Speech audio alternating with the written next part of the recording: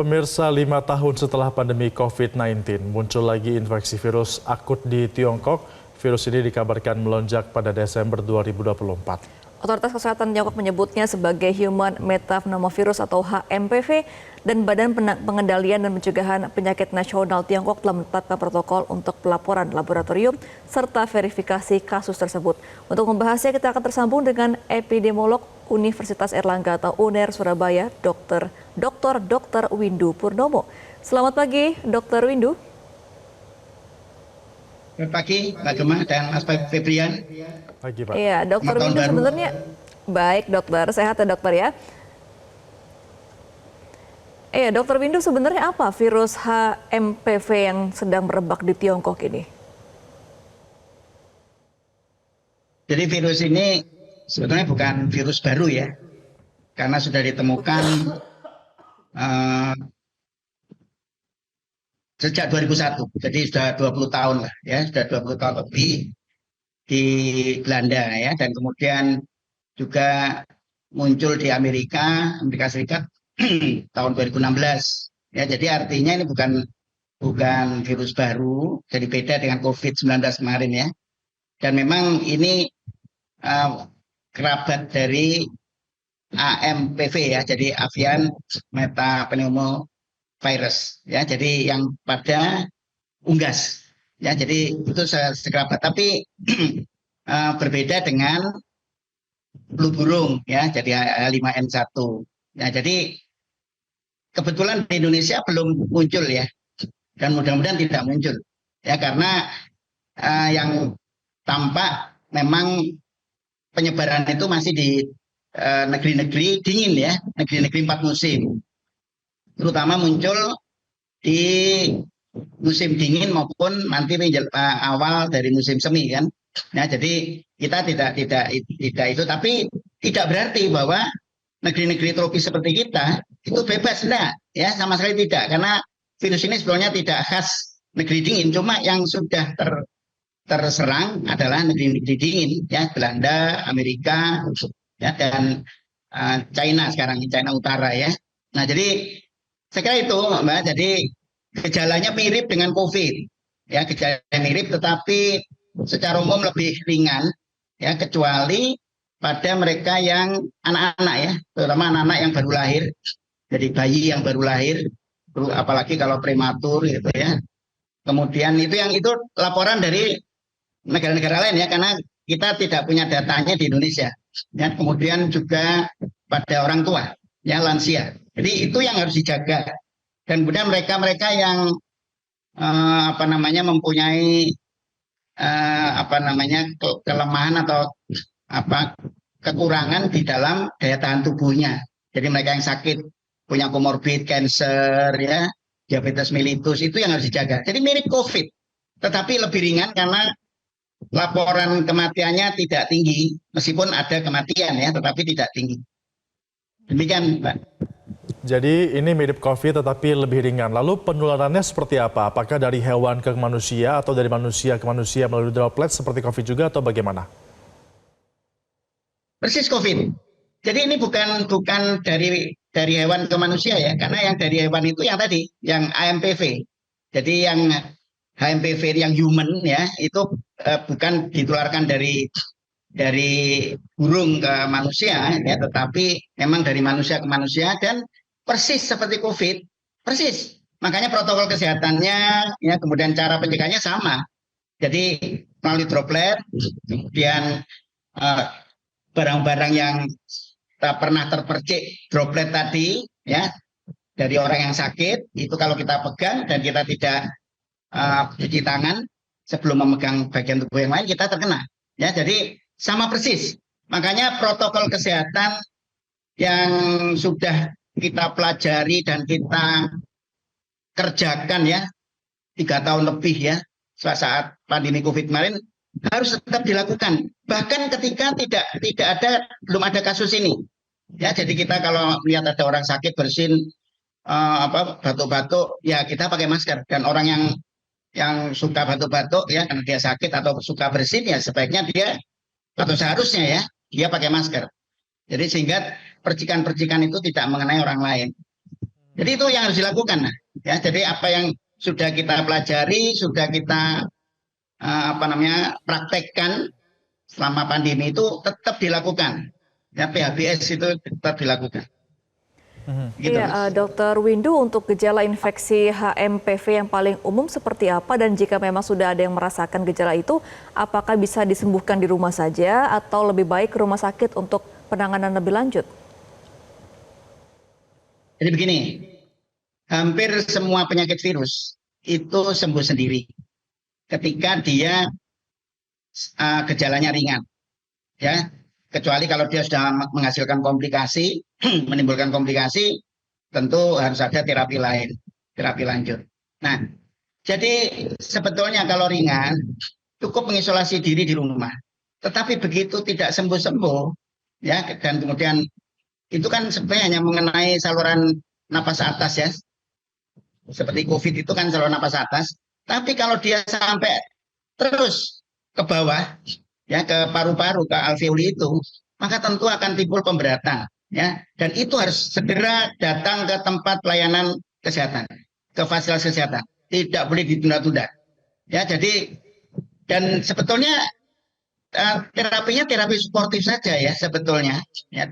Kecuali tadi kalau ada komplikasi, ada sudah terjadi distres, pemberatan di pernapasan, tidak bisa bernapas dengan baik, tentu harus ada tindakan lebih lanjut, ya, misalnya ventilator atau high flow pernapasan yang menggunakan peralatan yang dengan arus yang tinggi, ya, untuk oksigen bisa masuk ke dalam paru-paru, ya, itu harus dilakukan. Tetapi selama ringan, maka sebenarnya cukup mengisolasi diri, ya, pakai masker, jangan berkumpul dengan orang lain sementara selama masa kurang lebih 2 minggu lah, ya, 2 minggu. Sebenarnya nggak sampai 2 minggu, ya, gejalanya misalnya 7 hari sudah selesai, gitu. Dokter Windu, lalu sebenarnya risiko infeksi yang bisa disebabkan akibat dari virus HMPV ini seperti apa? Tadi risiko infeksi tadi ya, pertama orang yang berisiko terkena infeksi itu adalah semua orang, ya, semua orang itu mempunyai risiko untuk terinfeksi ketika dia tidak menggunakan protokol kesehatan yang baik, ya. Jadi artinya dia tidak melindungi diri.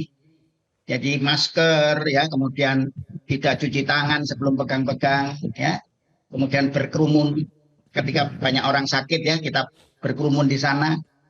Itu semua orang terkena risiko yang sama untuk tertular. Tapi untuk mengalami pemberatan risikonya berbeda.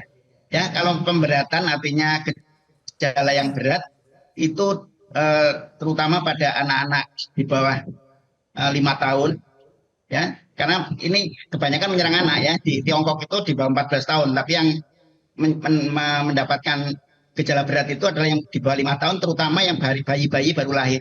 Kemudian orang tua, lansia di atas 65 tahun, ya, itu sangat berisiko untuk mengalami pemberatan, ya, sampai kematian kalau terlambat datang ke vaskes. Kemudian orang yang punya kekurangan atau daya tahan atau status imunologinya jelek, misalnya penderita kanker, diabetes mellitus, penyakit jantung yang berat, ya, itu tentu yang sangat berisiko untuk terkena pemberatan. Tapi untuk tertular, semua orang punya risiko yang sama untuk tertular, gitu.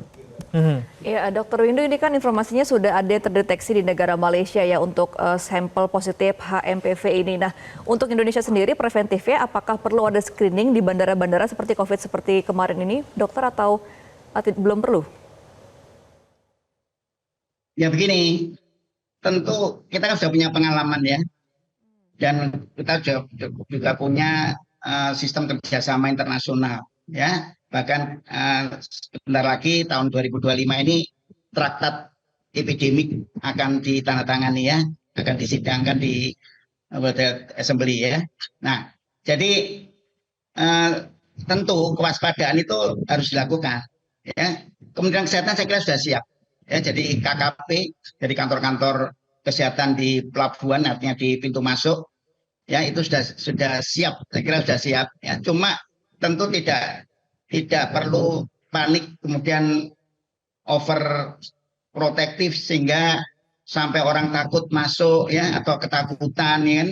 Kemudian nanti ekonomi kita menjadi jeblok lagi ya, kita mundur lagi ke belakang ya. Jadi yang penting bahwa deteksi itu tentu kalau ada orang yang termonitor dia bergejala terutama demam kan gejala utama itu kan demam ya, demam, batuk pilek kan ya, kemudian pokoknya seperti COVID lah ya. Itu tentu harus ada detektor suhu ya. Itu kalau ada yang masuk di pelabuhan, di bandara atau di pintu masuk darat ya, di Kalimantan dan seterusnya itu tentu harusnya langsung dites. Tesnya sama dengan COVID. Jadi PCR ya maupun tes antibody. Jadi mirip persis ya, meskipun jenis virusnya beda. Jadi itu yang harus dilakukan dan saya kira kita sudah punya pengalaman itu dan ketahanan kesehatan kita sudah jauh lebih baik dibandingkan ketika kita mengalami COVID pertama kali dulu, kita kebobolan banyak. Ya, jadi kebetulan menteri kesehatan kita masih sama ya, dan kinerjanya kan cukup baik pada waktu pandemi COVID kemarin. Saya kira itu yang akan menjadi pengalaman bagi Kementerian Kesehatan untuk kali ini. Begitu, Mas. Kemudian dokter, kalau kita kaitkan dengan virus biasanya bisa dicegah dengan adanya penemuan vaksin. Nah, untuk HMPV ini apakah sudah ada penelitian yang akan membuat vaksinnya atau bahkan sebenarnya apakah vaksinnya sudah tersedia? Sudah ada, vaksinnya belum tersedia. Tapi penelitiannya justru sudah mulai, karena kan ini bukan penyakit lama ya, bukan virus lama. Jadi virus ini sudah ada sejak 2001, bahkan diduga malah 50 tahun sebelum 2001 sudah ada. Ya, tetapi belum terdeteksi dengan tepat. Ya. Nah, vaksinnya sudah mulai diteliti dan sudah fase 1 uji kliniknya sudah sampai fase 1, kan fasenya sampai 3 ya. Itu sampai tahun 2018 kalau tidak salah, 2018-2019 itu sudah penelitiannya di fase 1, sehingga ketika nanti memang di sini ancamannya meningkat ya dunia, maka tentu penelitian itu akan dipercepat ya, karena kemarin kan sempat tidak diteruskan atau mungkin lamban karena lebih konsentrasi ke penemuan vaksin untuk COVID ya. Jadi tinggal meneruskan ke fase 2 dan 3 dan itu saya kira tidak lama. Mudah-mudahan secepatnya segera muncul vaksin itu, tapi sampai sekarang belum ada ya. Belum ada vaksin itu kan masih fase 1 uji kliniknya, tinggal 2 fase lagi. Ya.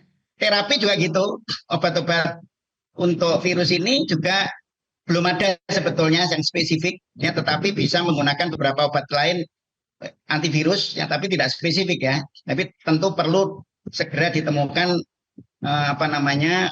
obat-obat baru. Begitu, Mas. Baik, semoga untuk upaya preventif ini bisa dilakukan dan segera vaksinnya bisa dikeluarkan ya dokter, dan semoga Indonesia bisa terbebas dari virus HMPV. Tidak mau lagi kita kembali ke masa-masa pandemi seperti dulu. Terima kasih Dr. Windu Purnomo selaku epidemiolog dari UNAIR. Selamat kembali beraktivitas, dokter. Jelajahi cara baru mendapatkan informasi. Download Metro TV Extend sekarang.